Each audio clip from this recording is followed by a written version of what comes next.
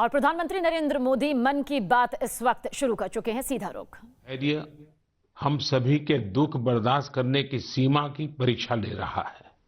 बहुत से अपने हमें असमय छोड़कर चले गए हैं। कोरोना की पहली वेव का सफलतापूर्वक मुकाबला करने के बाद देश हौसले से भरा हुआ था, आत्मविश्वास से भरा हुआ था। लेकिन इस तूफान ने देश को झकझोर दिया है।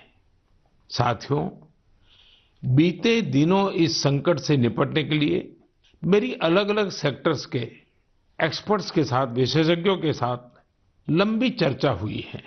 हमारी फार्मा इंडस्ट्री के लोग हों, वैक्सीन मैन्युफैक्चरर्स हों, ऑक्सीजन के प्रोडक्शन से जुड़े लोग हों या फिर मेडिकल फील्ड के जानकार, उन्होंने अपने महत्वपूर्ण सुझाव सरकार को दिए हैं। इस समय हमें इस लड़ाई को जीतने के लिए एक्सपर्ट्स और वैज्ञानिक सलाह को प्राथमिकता देनी है। राज्य सरकार के प्रयत्नों को आगे बढ़ाने में भारत सरकार पूरी शक्ति से जुटी हुई है। राज्य सरकारें भी अपना दायित्व निभाने की पूरी कोशिश कर रही हैं। साथियों, कोरोना के खिलाफ इस समय बहुत बड़ी लड़ाई देश के डॉक्टर और हेल्थ वर्कर्स लड़ रहे हैं। पिछले एक साल में उन्हें इस बीमारी को लेकर हर तरह के अनुभव भी हुए हैं। हमारे साथ इस समय मुंबई से प्रसिद्ध डॉक्टर शशांक जोशी जी जुड़ रहे हैं। डॉक्टर शशांक जी को कोरोना के इलाज और इससे जुड़ी रिसर्च का बहुत जमीनी अनुभव है। वो इंडियन कॉलेज ऑफ फिजिशियंस के डीन भी रह चुके हैं। आइए बात करते हैं डॉक्टर शशांक से। नमस्कार डॉक्टर शशांक जी।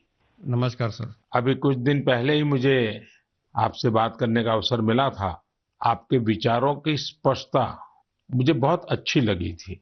मुझे लगा देश के सभी नागरिकों को आपके विचार जानने चाहिए। जो बातें सुनने में आती है उसी को मैं एक सवाल के रूप में आपके सामने प्रस्तुत करता हूं। डॉक्टर शशांक, आप लोग इस समय दिन रात जीवन रक्षा के काम में लगे हुए हैं। सबसे पहले तो मैं चाहूंगा कि आप सेकंड वेव के बारे में लोगों को बताएं। मेडिकली ये कैसे अलग है और क्या-क्या सावधानी जरूरी है? धन्यवाद सर। ये दूसरी बाढ़ आई है, ये तेजी से आई है। तो जितनी पहली बाढ़ थी उससे ये वायरस ज्यादा तेज चल रहा है। लेकिन अच्छी बात यह है कि उससे ज्यादा रफ्तार से रिकवरी भी है और मृत्यु दर काफी कम है। इसमें 2-3 फर्क है।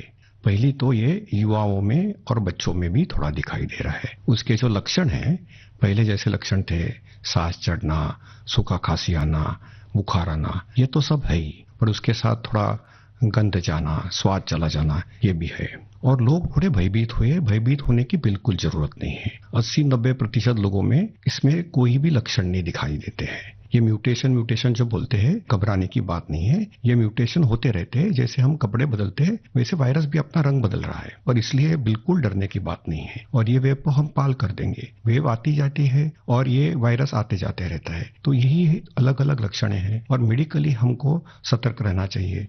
एक 14 से 21 दिन का ये कोविड का टाइम टेबल है। इसमें वैद्यकीय सलाह लेना चाहिए। डॉक्टर शशांक, मेरे लिए भी आपने जो एनालिसिस बताया बड़ा इंटरेस्टिंग है। मुझे कई चिट्ठियां मिली हैं जिसमें ट्रीटमेंट के बारे में भी लोगों की बहुत सी आशंकाएं हैं। कुछ दवाओं की मांग बहुत ज्यादा है।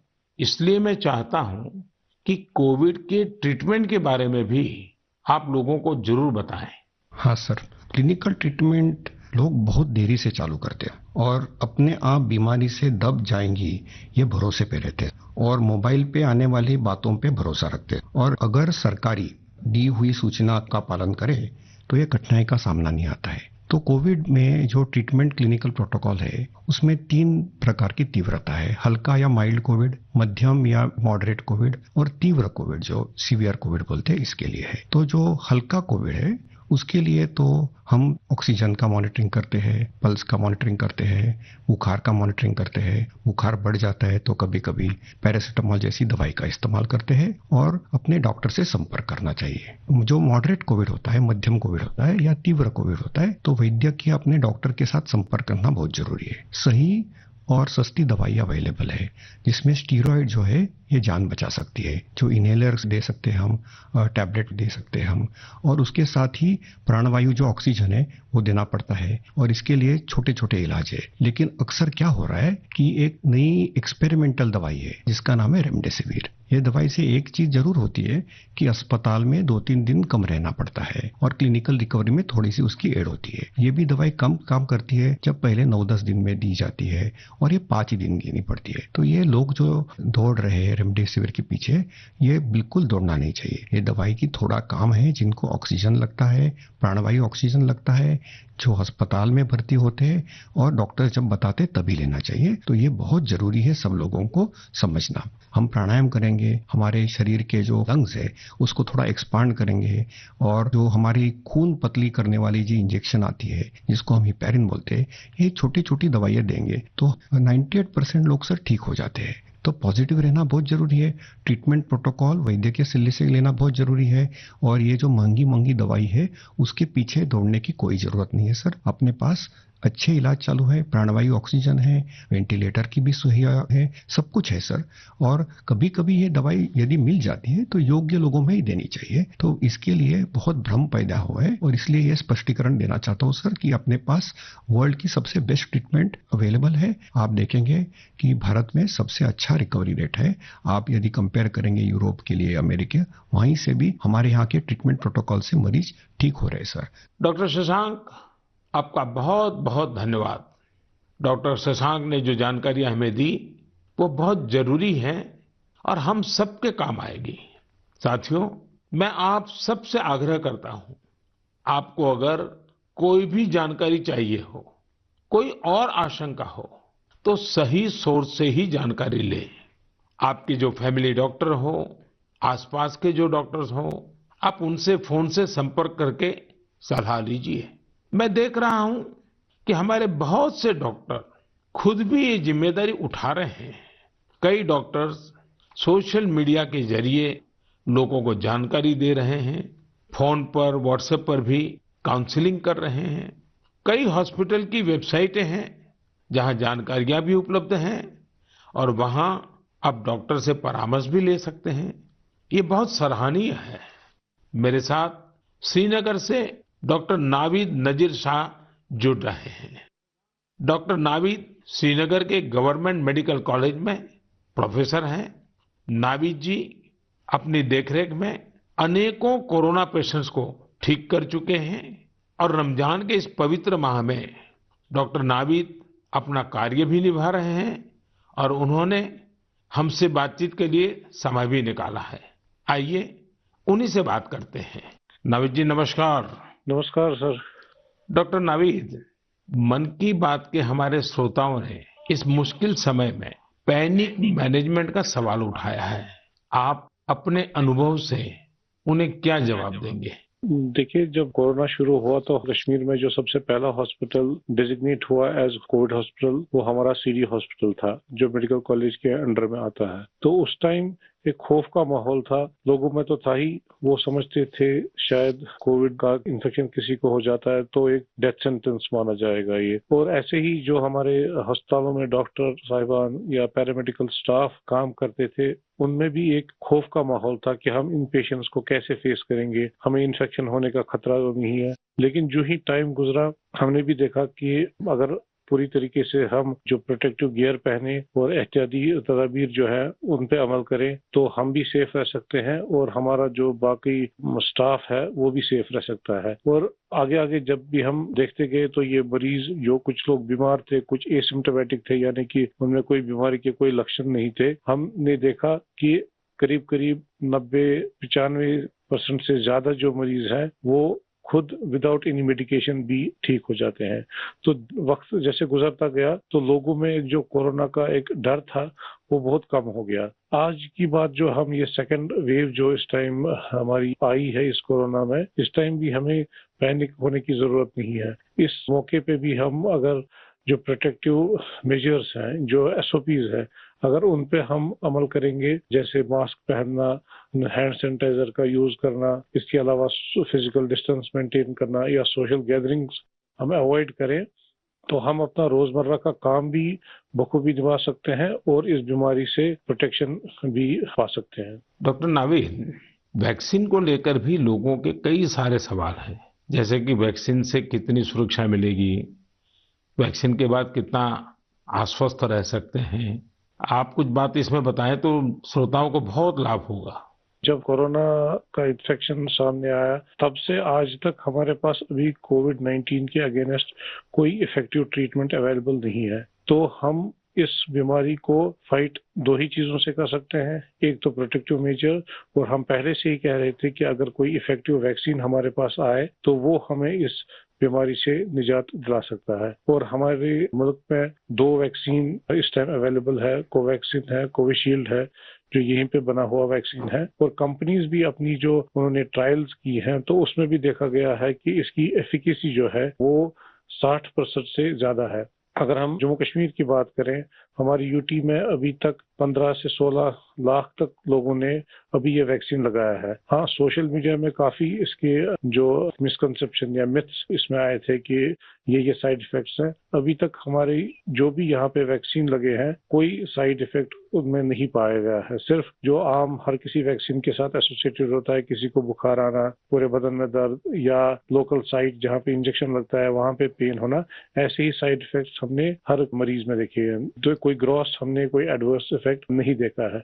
हाँ, और दूसरी बात, लोगों में ये भी आशंका थी कि कुछ लोग आफ्टर वैक्सीनेशन यानी वैक्सीन टीकाकरण के बाद पॉजिटिव हो गए।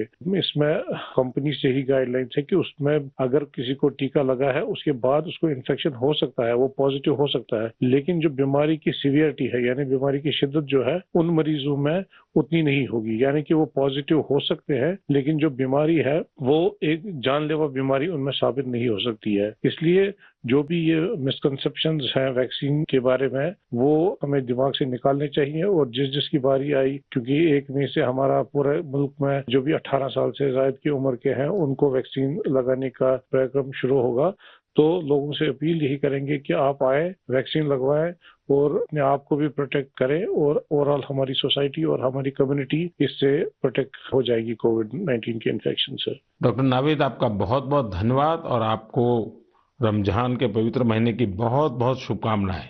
बहुत बहुत शुक्रिया। साथियों, कोरोना की इस संकट काल में वैक्सीन की अहमियत सभी को पता चल रही है। इसलिए मेरा आग्रह है कि वैक्सीन को लेकर किसी भी अफवाह में न आए। आप सभी को मालूम भी होगा कि भारत सरकार की तरफ से सभी राज्य सरकारों को फ्री वैक्सीन भेजी गई है, जिसका लाभ 45 साल की उम्र के ऊपर के लोग ले सकते हैं। अब तो 1 मई से देश में 18 साल के ऊपर के हर व्यक्ति के लिए वैक्सीन उपलब्ध होने वाली है। अब देश का कॉरपोरेट सेक्टर, कंपनियां भी अपने कर्मचारियों को वैक्सीन लगाने के अभियान में भागीदारी निभा पाएगी। पीपी किट को पहन करके ड्यूटी करना, सर ये बहुत टफ था हमारे लिए। मैंने 2 मंथ की ड्यूटी में हर जगह 14-14 दिन ड्यूटी किए, वार्ड में, आईसीयू में, आइसोलेशन में सर। यानी कुल मिलाकर तो आप 1 साल से इसी काम को कर रही है। Yes sir. वहां जाने से पहले मुझे नहीं पता था कि मेरे कलीग्स कौन है। हम एक टीम मेंबर की तरह काम किए सर, उनका जो भी प्रॉब्लम थे उनको शेयर किए, हम जाने पेशेंट के बारे में और उनका स्टिग्मा दूर किया सर। कई लोग ऐसे थे सर कि जो कोविड के नाम से ही डरते थे, वो सारे सिम्टम्स उनमें आते थे जब हम हिस्ट्री लेते थे उनसे, लेकिन वो डर के कारण वो अपना टेस्ट नहीं करवा पाते थे। तो हम उनको समझाते थे और सर जब सीवियरिटी बढ़ जाती थी तब उनका लंग्स ऑलरेडी इन्फेक्टेड हो चुका रहता था, तब उनको आईसीयू की जरूरत रहती थी, तब वो आते थे और साथ में उनकी पूरी फैमिली आती थी। वेंटिलेटर्स और दवाइयों के लिए काम कर रहा है तो दूसरी ओर देशवासी भी जी जान से कोरोना की चुनौती का मुकाबला कर रहे हैं। ये भावना हमें कितनी ताकत देती है कितना विश्वास देती है। ये जो भी प्रयास हो रहे हैं समाज की बहुत बड़ी सेवा है। ये समाज की शक्ति बढ़ाते हैं। मेरे प्यारे देशवासियों, आज मन की बात की पूरी चर्चा को हमने कोरोना महामारी पर ही रखा, क्योंकि आज हमारी सबसे बड़ी प्राथमिकता है इस बीमारी को हराना। आज भगवान महावीर जयंती भी है। इस अवसर पर मैं सभी देशवासियों को शुभकामनाएं देता हूं। भगवान महावीर के संदेश हमें तप और आत्म संयम की प्रेरणा देते हैं। अभी रमजान का पवित्र महीना भी चल रहा है, आगे बुद्ध पूर्णिमा भी है, गुरु तेग बहादुर जी का 400वां प्रकाश पर्व भी है। एक महत्वपूर्ण दिन पोचिशे बोईशाख टैगोर जयंती का है। ये सभी हमें प्रेरणा देते हैं अपने कर्तव्य को निभाने की। एक नागरिक के तौर पर हम अपने जीवन में जितनी कुशलता से अपने कर्तव्यों को निभाएंगे, संकट से मुक्त होकर भविष्य के रास्ते पर उतनी ही तेजी से आगे बढ़ेंगे। इसी कामना के साथ मैं आप सभी से एक बार फिर आग्रह करता हूं कि वैक्सीन हम सबको लगवाना है और पूरी सावधानी भी रखनी है। दवाई भी, कड़ाई भी, इस मंत्र को कभी भी नहीं भूलना है। हम जल्द ही साथ मिलकर इस आपदा से बाहर आएंगे। इसी विश्वास के साथ आप सभी का बहुत बहुत धन्यवाद। नमस्कार।